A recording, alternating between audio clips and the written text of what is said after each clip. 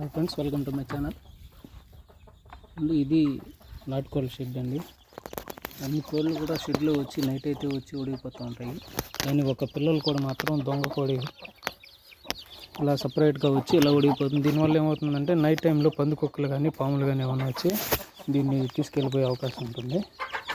So ఇది ఎన్నిసార్లు ప్రతిరోజు దీన్ని తీసుకెళ్ళిపోతూ ఉన్నా కూడా ఇది ప్రతిరోజు ఇక్కడ ఎలా వచ్చి దాగునేస్తుంది పొద్దుట. కాబట్టి వీటన్నిటిని నేను మళ్ళీ తీసుకోబోయేసి లోపల అనేది వదిలేస్తాను. ఇంకా దీన్ని బయట వదిలే ఛాన్స్ ఉండదు. ఎందుకంటే ఇలా రోజు దీన్ని తీసుకోపోవడం, లోపలికి వేయడం, మళ్ళీ బయట అది రావడం ఇవన్నీ రిస్క్. కాబట్టి దీన్ని లోపలికైతే నేను పంపించేస్తాను దీని పిల్లల్ని. ఈ మెస్ గ్యాప్లోంచి పిల్లలు అయితే వెళ్ళిపోయినాయి, కానీ పెద్ద కోడి వెళ్ళడానికి గ్యాప్ లేదు. కాబట్టి దీన్ని నేనే పట్టుకునేసి సో ఈ నైట్ టైంలో కొంచెం పాములు అనేవి కూడా ఎక్కువగా ఉంటాయి ఇక్కడైతే.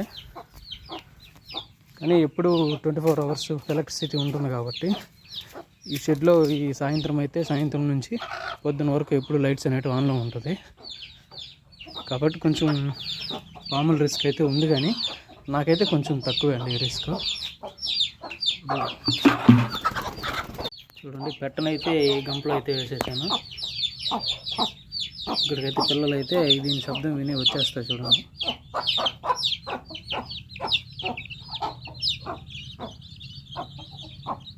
మనకి 6 పిల్లలు గంప కిందకైతే వచ్చేసాయి. ఇక్కడ ఇంకో రిస్క్ ఏమంటే పందికొక్కులు అనేవి ఎక్కువగా ఉన్నాయి. ఈ గంపకి మట్టి పక్కన గ్యాప్ నుంచి కూడా అవి లోడుకొని రావడం జరుగుతుంది.